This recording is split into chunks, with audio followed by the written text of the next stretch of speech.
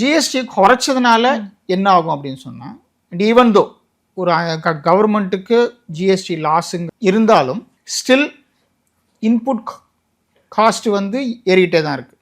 Input cost ஏறிக்கிட்டு இருக்கும்பொழுது percentage of it goes into GST. இப்போது நிறைய பொருட்களுக்கு ஜிஎஸ்டிலேருந்து கம்ப்ளீட்டாக விலக்களிச்சதுனால அது என்ன ஆகுதுன்னா விலை குறைஞ்சிருக்கு. டு அ சர்டன் எக்ஸ்டென்ட் கம்மியாக 18%லேருந்து 5% ஆக்குனதுக்கு எல்லாமே ஒரு 3%லேருந்து 5% குறைஞ்சிருக்கு. அதே மாதிரி கார்ஸாக இருக்கட்டும் இல்லை பைக்ஸாக இருக்கட்டும், அதுக்கெல்லாம் நெட்டுன்னு பார்த்தீங்கன்னா ஒரு 3 to 5 தான் நமக்கு மேக்ஸிமம் கிடைக்கும். ஏன்னா பாக்கியெல்லாம் அவங்க இதில் அட்ஜஸ்ட் பண்ணிடுவாங்க.